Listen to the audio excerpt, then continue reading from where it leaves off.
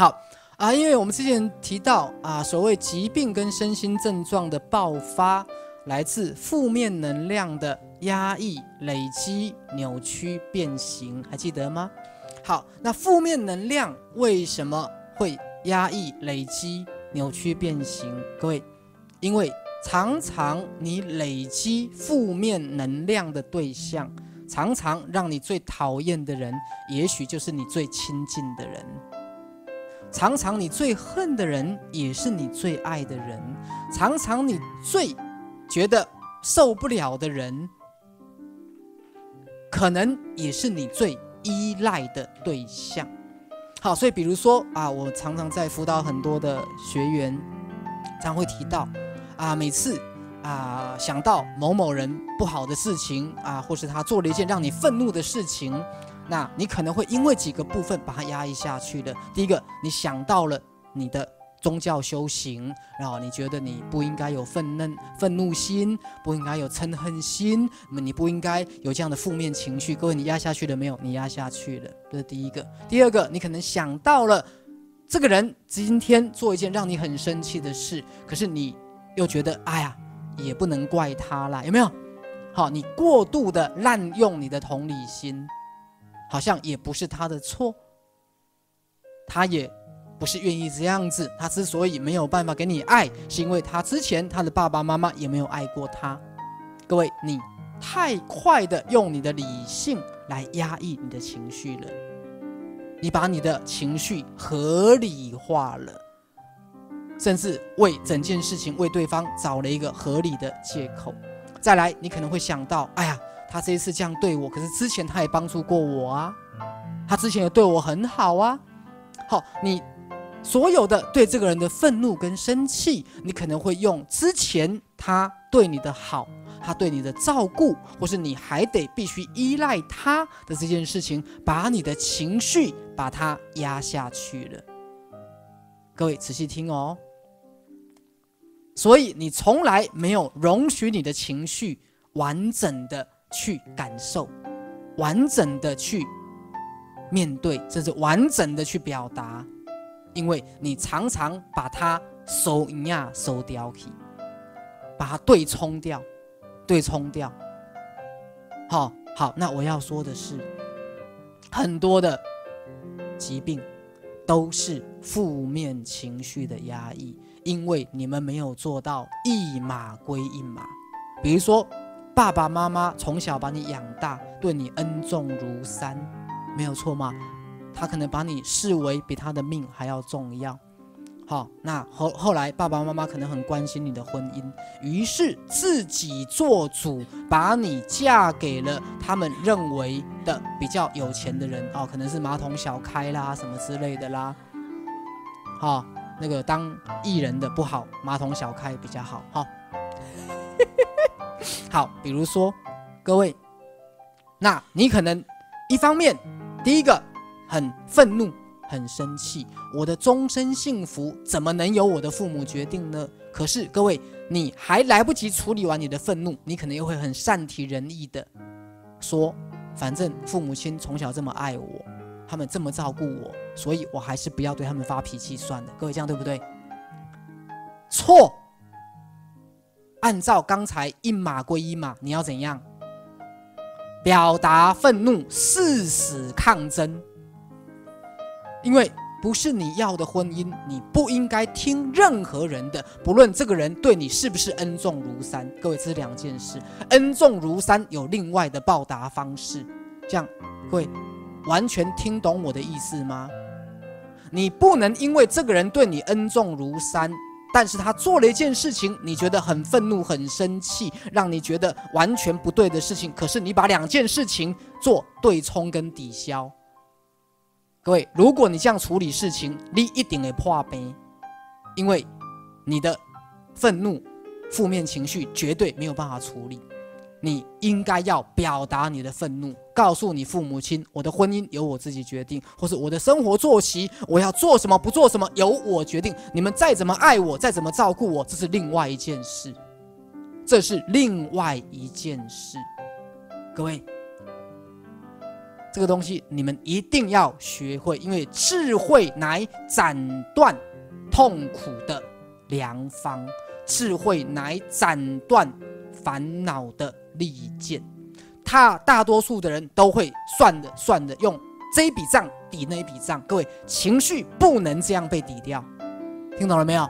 情绪不能这样被抵掉。这个人纵使过去对你很好，有恩于你，对你很付出，或是给你很多的支持、帮助或金钱上的援助，可是你不能够把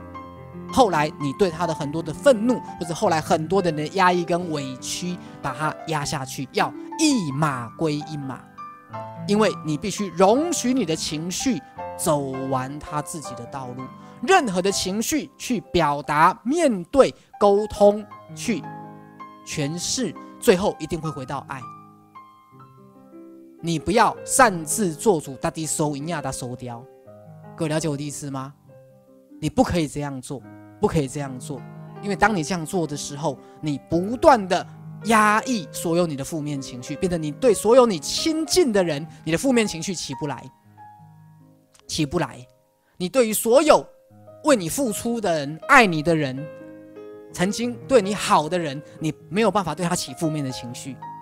因为你会觉得人家对我这么好，有没有？好，人家以前帮助过我，我怎么可以对人家生气？人家以前对我有恩，我怎么可以这样子啊？跟人家理论，人家曾经过去这样对我，我怎么可以这样？各位，你记得情绪不能够收赢呀，情绪不能够这样处理，要一码归一码，感谢归感谢。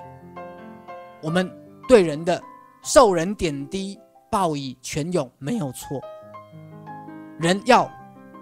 感恩，要惜福，没有错。可是感恩跟惜福、受人点滴、报以泉涌，跟你当下的不爽的、愤怒的、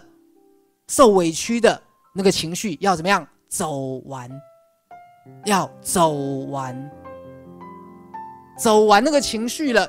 你才会神清气爽的回到你身心灵的安顿。好，就像我跟各位讲，之前我在辅导一个异位性皮肤炎的一个患者，因为最干涉他的，让他最讨厌的就是最爱他的爸爸。于是他每一次有一个对爸爸的愤怒，对爸爸的一个不能原谅，对爸爸的一个讨厌，他马上转念，爸爸也是爱我的，爸爸也不是故意的，爸爸可能也许可以牺牲生命为我付出都愿意。于是他所有的愤怒根本出不来，有没有？各位生病了没有？生病了。后来我跟这个个案讲，你爸爸爱你没有错，你对他的感恩也没有错，但是一码归一码。当你爸爸以违背你的意愿，让你很愤怒，干涉你的功课，干涉你的生活作息，你要为这件事情严重抗议。严重抗议。是啊，好，这件事情是很重要的，很重要的。因为大多数的人都是把自己的情绪稀里糊涂，甚至把它对冲掉了，好，就觉得算了，有没有？反正他曾经也对我很好，反正他曾经也有恩于我。是啊，所以这东西各位你们要学习，你能够容许你也能够发脾气，对于最为你付出的人你也能发脾气，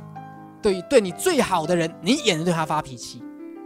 可是这个发脾气不是要破坏哦，不是要造成冲突哦，各位不是，是你真的觉得你是平安的，你真的觉得你可以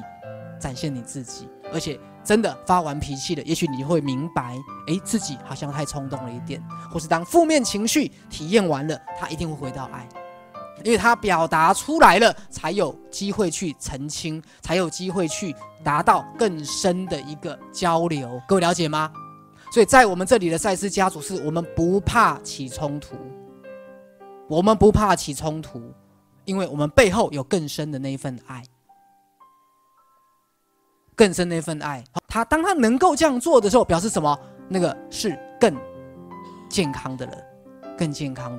所以各位，像你们跟你们的婆婆，跟你们的父母亲，你们跟对你很付出的那个夫妻之间，你是不是经常都必须压抑情绪？是，尤其是当比如说你是一个对这个家没有在赚钱的人，或是你是一个生病被人家照顾的人，你是不是会觉得自己好像不应该对人家发脾气，对不对？或是你是这个家贡献最少的，像比如说这个爸爸妈妈里面有4个小孩，那每个小孩都是这个一个月都拿个1、2万给公公婆婆只有你们家经济比较不好，好，所以你就没有办法一个月1、2万给你公公婆婆，好，可是每次家族聚会永远是你被挨骂，